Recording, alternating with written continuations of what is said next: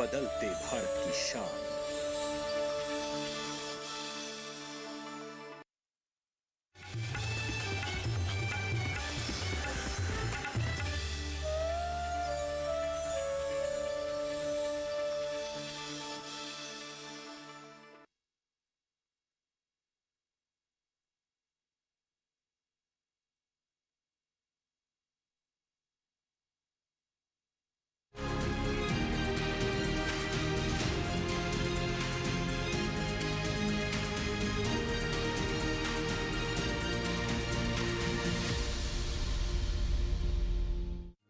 पीढ़ी दर पीढ़ी हमारे किसान अलग अलग स्पीसीज की अलग अलग वैरायटी इनको सहेज कर रखते गए और उसको विकास करते रहे। किसान की विरासत, धरती के वनस्पति संसाधन, एक अधिकार जिसका दुनिया भर के देश करते हैं सम्मान।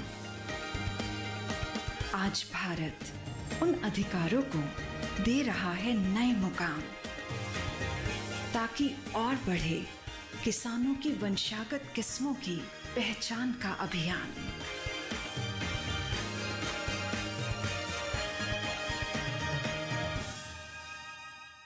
नमस्कार, स्वागत है आपका कृषि दर्शन में। आपके साथ मैं हूं अंजू सिंह। कृषि दर्शन आप किसान भाई बहनों के लिए एक ऐसा कार्यक्रम है जिसके माध्यम से हम आप तक पहुंचाते हैं कृषि जगत से संबंधित विभिन्न नई जानकारियां। हमारी कोशिश होती है कि इन जानकारियों का इस्तेमाल हमारे किसान करें ताकि उनकी आय में वृद्धि हो सके, अपने आर्थिक विकास के साथ साथ देश के विकास में भी महत्वपूर्ण भूमिका निभा सकें। हमेशा की तरह कार्यक्रम में सबसे पहले बात होगी विज्ञान और किसान की, उसके बाद नजर डालेंगे कृषि स्टार्टअप पर और अंत में देखेंगे फार्मिंग इंडिया।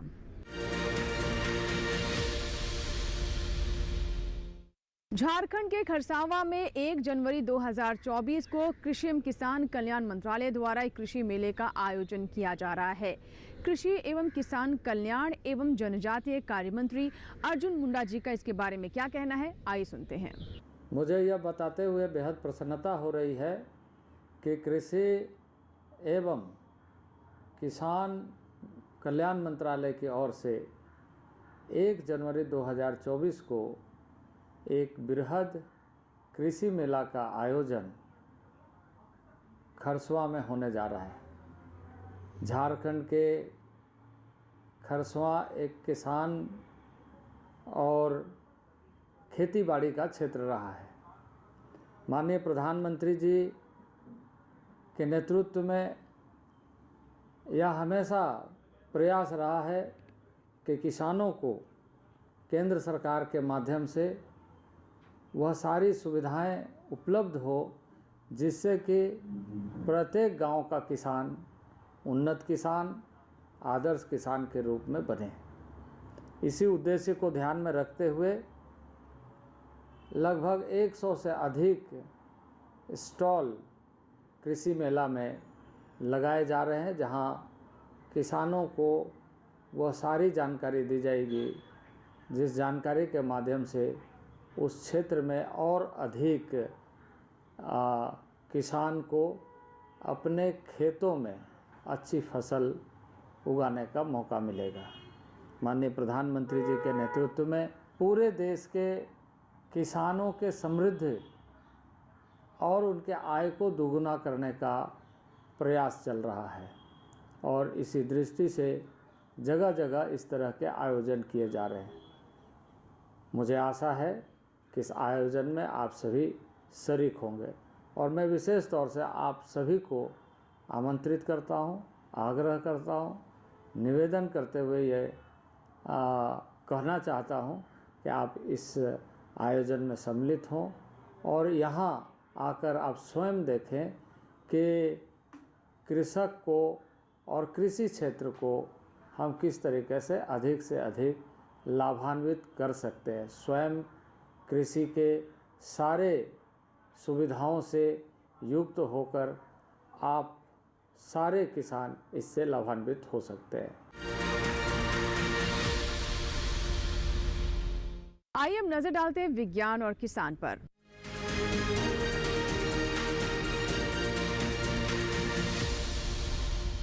राजधानी दिल्ली स्थित दिल्ली हाट में एक कृषि एक्सपो का आयोजन किया गया। खास बात ये रही कि देश भर से यहाँ पर एफपीओ से जुड़े किसान पहुंचे। एफपीओ ने अपनी मौजूदगी दर्ज करवाई। साथ ही ऐसे स्टार्टअप्स का भी प्रदर्शन किया गया जो कृषि से जुड़े हुए हैं। आइए जानते हैं इसके बारे में विस्तार से। दिल्ली हाट INA में कृषि एक्सपो का आयोजन किया गया। इस एक्सपो में लगभग 40 स्टॉल लगाए गए थे। गौरतलब है कि इस तरह के एक्सपो से एक ही स्थान पर देश भर के विभिन्न उत्पादों को लोगों को देखने एवं खरीदने को मिल जाता है। कृषि एवं किसान कल्याण मंत्रालय का लगातार प्रयास है कि FPO एवं कृषि स्टार्टअप से जुड़े लोगों का एक बेहतर बाजार उपलब्ध हो, जिससे अपने उत्पाद को उचित मूल्य पर बेच सकें। इस कृषि एक्सपो को देखने के लिए कृषि एवं किसान कल्याण मंत्रालय के स्पेशल सचिव राकेश रंजन भी आए। इस एक्सपो के बारे में उन्होंने कहा, हमारे FPOs हैं और वो क्या बना रहे हैं, उनके प्रोडक्ट की जानकारी बड़े शहरों में, जहाँ पर जैसे दिल्ली है, इस तरह के और भी जगह लगते हैं इस तरह के एग्जीबिशन, तो बड़े शहरों में लोगों को इसके बारे में जानकारी हो कि किस तरह के प्रोडक्ट बन रहे हैं। अब जैसे यहाँ पर बहुत सारे प्रोडक्ट्स हैं जो कि ऑर्गेनिक बेस्ड हैं और मिलेट्स, इन दो पर काफ़ी ज़्यादा एम्फेसिस है। उसके अलावा भी बहुत सारे प्रोडक्ट्स हैं। तो दिल्ली के शहरों को, दिल्ली के लोगों को उसके बारे में पता लगे और FPOs को मार्केट मिले। लोगों का एक SFAC ऑर्गेनाइजेशन है एग्रीकल्चर मिनिस्ट्री का, तो वो इस तरह के काम करते रहते हैं। उन्होंने ऑनलाइन प्लेटफॉर्म भी बनाया है जिस पर कि FPOs जो हैं वो अपने प्रोडक्ट्स को ऑनलाइन बेच सकते हैं। मैंने खुद भी ख़रीदा है। तो वो ऑनलाइन प्लेटफॉर्म ONDC करके है, तो उस पर FPOs के प्रोडक्ट्स आते रहते हैं और उस पर बिक्री भी होते रहते हैं। आज के समय में हमारे किसान परंपरागत फसलों से हटकर कुछ ऐसी फसलों को भी अपना रहे हैं जिससे उनकी आय में वृद्धि हो सके और उनकी आमदनी सुनिश्चित हो। ऐसा ही एक विकल्प है औषधीय फसलों की खेती। उसमें भी खासतौर पर एलोवेरा की बात करें तो एक ऐसी फसल है जिसमें बहुत ज़्यादा लागत नहीं है, लेकिन बाजार में इसकी मांग काफ़ी बनी रहती है। इससे हमारे किसानों को काफ़ी लाभ भी होता है। एलोवेरा पोषक तत्वों के लिए जाना जाता है, साथ ही इससे कई तरह के उत्पाद भी तैयार किए जाते हैं। आइए जानते हैं एलोवेरा की खेती के बारे में विस्तार से।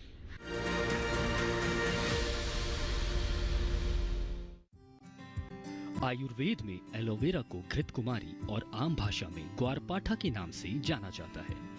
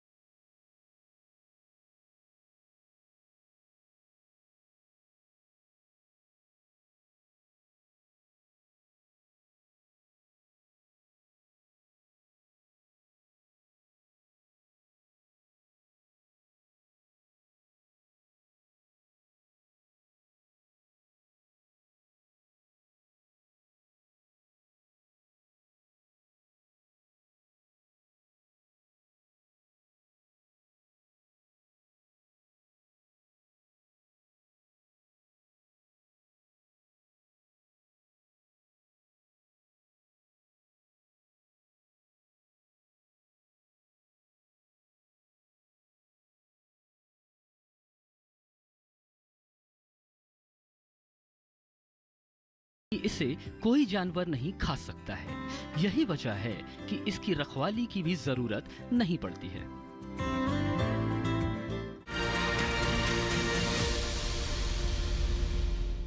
इसी के साथ ही कृषि दर्शन में यहाँ वक्त एक छोटे से ब्रेक का, लेकिन ब्रेक के बाद जब वापस आएंगे तो बात करेंगे कृषि स्टार्टअप की। कहीं मजा आएगा, देखते रहें कृषि दर्शन।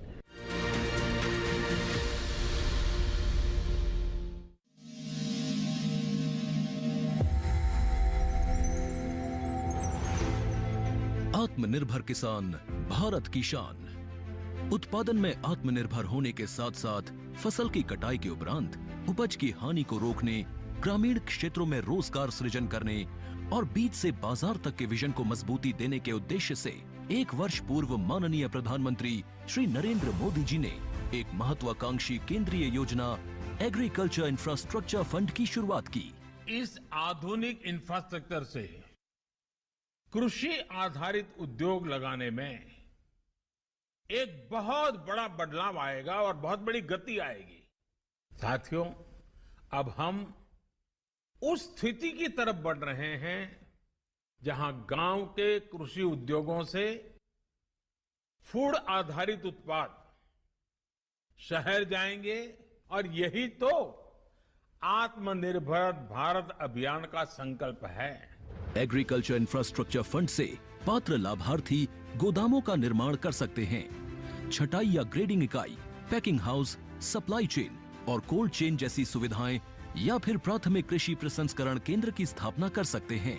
इस योजना के तहत पात्र लाभार्थियों को 2 करोड़ रुपए तक के ऋण पर अधिकतम 7 वर्ष के लिए ब्याज में 3% तक की छूट दी जा रही है।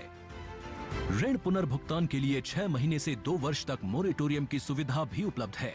इस योजना ने अब तक सफलता की कई मिसालें कायम की हैं, जैसे कि मध्य प्रदेश के लाभार्थी श्री विपिन त्रिपाठी ने एग्रीकल्चर वेस्ट से बायोफ्यूल बनाने का इनोवेटिव प्राइमरी प्रोसेसिंग सेंटर लगाया है। लोन मिलने की वजह से हम समय पर सारी मशीनों का प्रोक्योरमेंट और सारा सिविल वर्क टाइम पे करवा पाए, जिससे ये प्रोजेक्ट को लगाना संभव हो पाए। राजस्थान के लाभार्थी श्री यशवर्धन मुंद्रा ने सॉर्टिंग एंड ग्रेडिंग यूनिट लगाकर रोजगार के अवसर पैदा किए हैं। कर्नाटक की महिला उद्यमी श्रीमती ममता वी ने प्राइमरी प्रोसेसिंग सेंटर लगाकर प्रगति की नई राह चुनी है। ಸಣ್ಣ ಪುಟ್ಟ ಉದ್ಯಮಿಗಳನ್ನ ಮತ್ತಷ್ಟು ಅಗ್ರಿಕಲ್ಚರಲ್ಲಿ ಹೆಚ್ಚು ನಾವು ಇನ್ನಷ್ಟು ಸಾಧನೆ ಮಾಡಲಿಕ್ಕೆ ಕಾರಣಕಾರಕವಾದಂತ ಈ ಅಗ್ರಿಕಲ್ಚರಲ್ ಇನ್ಫ್ರಾಸ್ಟ್ರಕ್ಚರ್ ಫಂಡ್ ಇಂದ ನಮ್ಮ ಇನ್ನಷ್ಟು ಯೋಜನೆಗಳು ಆಯೋಜನೆಗಳು ಉತ್ತಮಗೊಂಡಿದೆ। राजस्थान के लाभार्थी श्री दिनेश भट्टर ने जीरे की प्रोसेसिंग यूनिट लगाकर आसपास के ग्रामीणों को आत्मनिर्भरता प्रदान की है। महाराष्ट्र के लाभार्थी श्री अनूप कुमार मोहता ने वेयर हाउस बनाकर अन्न भंडारण को सुनिश्चित किया है। आज देश के कोने कोने से किसान, कृषि उद्यमी, किसान उत्पादक संघ, प्राथमिक कृषि सहकारी समितियां, स्वयं सहायता समूह और कृषि उपज मंडियां इस योजना का लाभ उठा रहे हैं।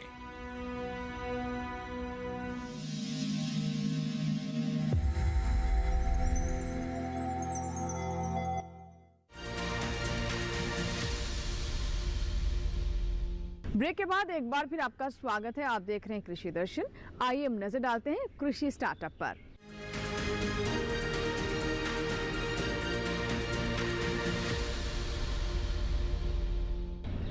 आज का युग आधुनिक युग है और कृषि के क्षेत्र में भी नई तकनीक का बढ़ चढ़कर इस्तेमाल हो रहा है।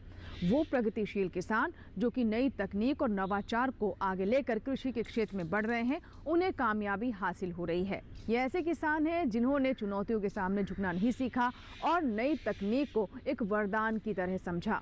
आइए मिलवाते एक ऐसे ही किसान से जिन्होंने कृषि के क्षेत्र में कामयाबी हासिल की है।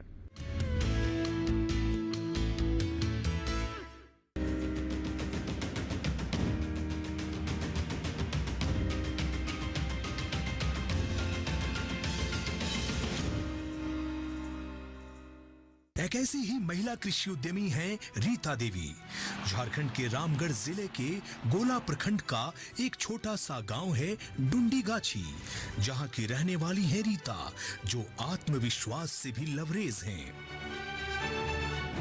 जिन्होंने अपने जीवन में कभी हारना नहीं सीखा। इंटर तक की पढ़ाई पूरी करने के बाद 16 वर्ष की कम उम्र में ही इनकी शादी शक्तिराम महतो से हो गई थी।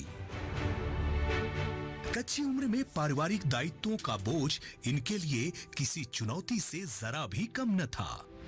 समस्याएं बहुत थी, लेकिन उससे निकलने का हुनर रीता को मालूम था। गांव की महिला समिति और ग्राम संगठन के रोजगार समिति से जुड़ने के साथ शुरू हुई इनकी फर्श से अर्श तक पहुंचने की विकास यात्रा। रीता ने राज्य सहित बाहर के राज्यों में प्रशिक्षण प्राप्त कर गांव की अन्य महिलाओं को भी खेती के नए तौर तरीकों से अवगत कराया। इन्होंने खेती के साथ साथ पशुपालन को भी बढ़ावा दिया। गाय बैल के अलावे इनके पास आज 6 बकरियां हैं। एक सफल किसान के साथ साथ रीता देवी सामाजिक और आर्थिक परिवर्तन की संवाहिका भी बन गई हैं। कहते हैं कि उड़ान पंखों से नहीं हौसलों से होती है, और इसकी जीती जागती मिसाल है युवा महिला कृषि उद्यमी रीता देवी।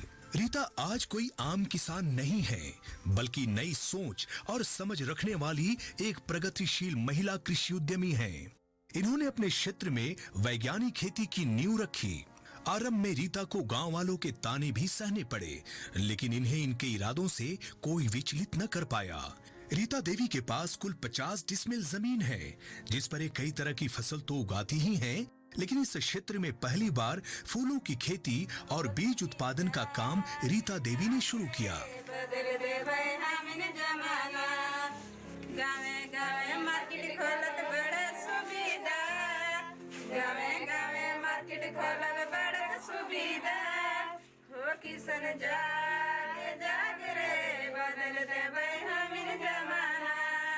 इन्होंने अपनी 25 डिसमिल जमीन पर एक टमाटर बीज उत्पादन का कार्य भी शुरू किया।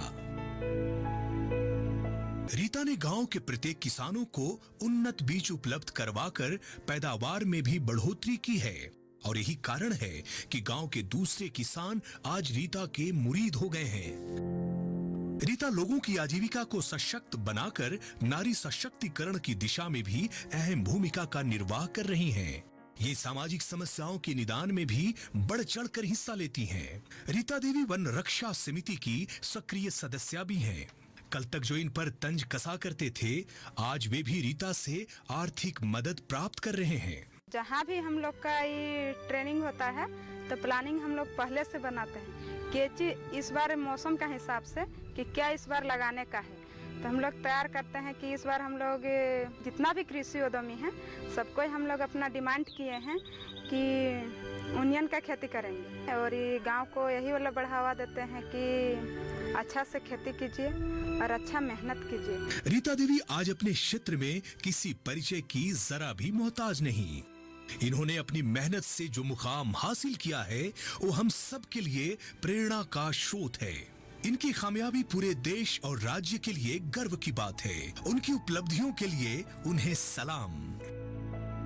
तो ये था हमारा आज का कृषि स्टार्टअप। इसी के साथ ही कृषि दर्शन में यहाँ वक्त एक छोटे से ब्रेक का। कहीं मत जाइएगा, ब्रेक के बाद जब वापस आएंगे तो बात करेंगे फार्मिंग इंडिया की। देखते रहें कृषि दर्शन।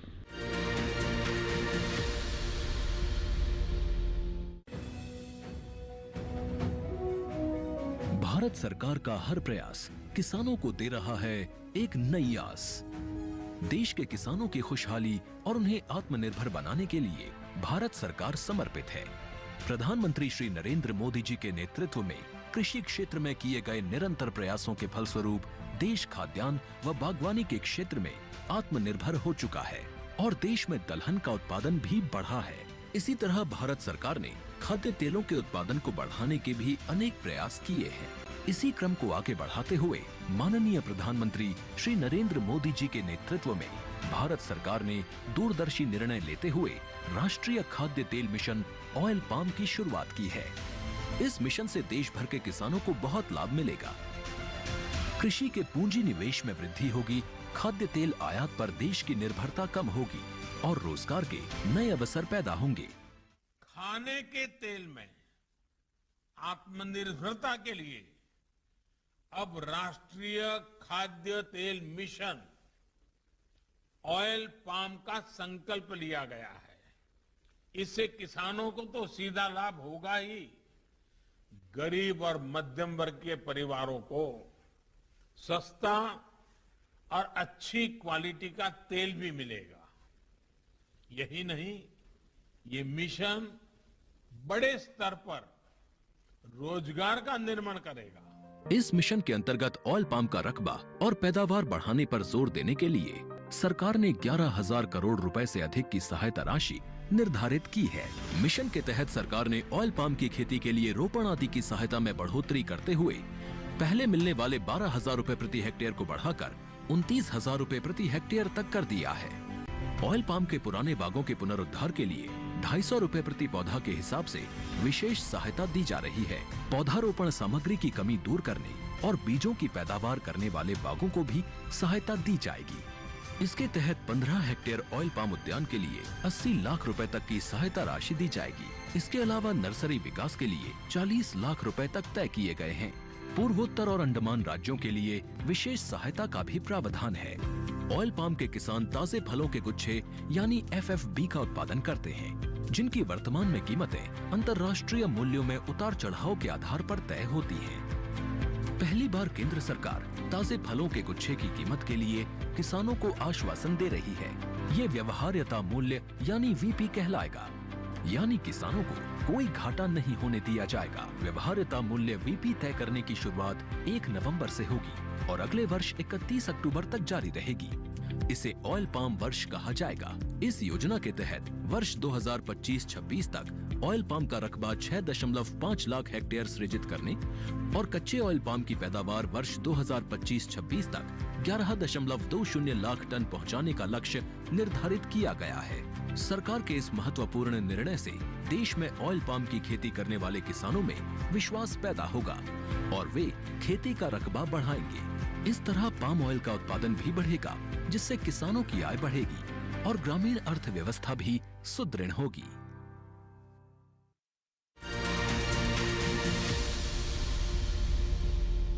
ब्रेक के बाद एक बार फिर आपका स्वागत है। आप देख रहे हैं कृषि दर्शन।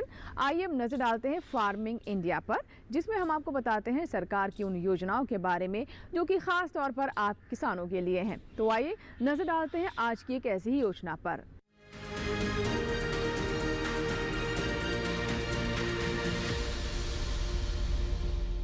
आज का युग डिजिटल युग है और कृषि का क्षेत्र भी इससे अछूता नहीं है। हमारी सरकार ई-नैम के माध्यम से किसानों को सशक्त कर रही है और उन्हें एक अतिरिक्त विकल्प भी दे रही है अपनी उपज बेचने का। किसान अब एक क्लिक पर देश के किसी भी कोने में अपनी उपज बेहतर दाम पर बेच सकते हैं। तो आइए जानते हैं ई-नैम के बारे में और विस्तार से।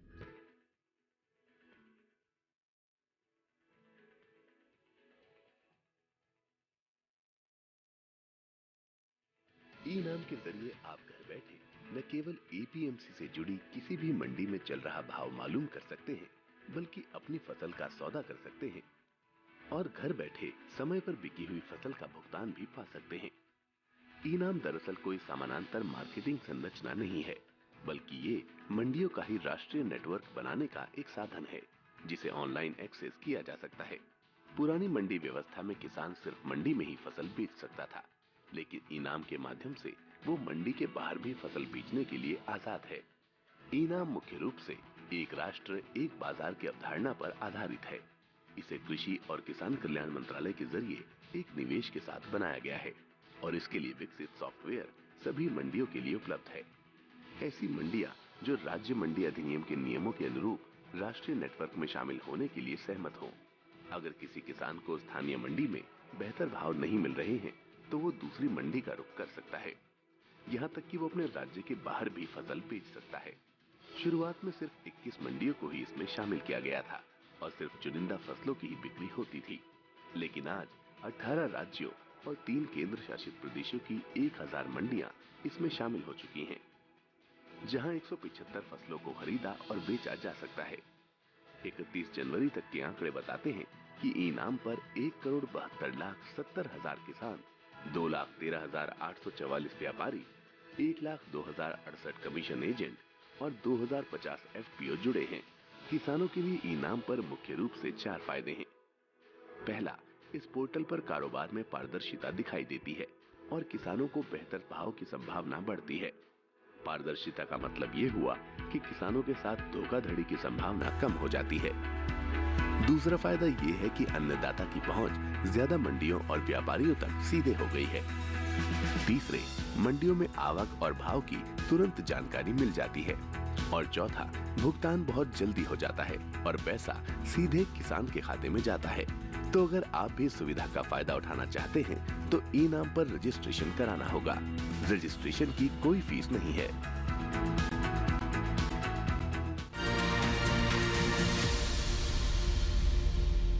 तो ये था हमारा आज का कृषि दर्शन, जिसमें अभी आपने जाना फार्मिंग इंडिया में ई-नैम के बारे में।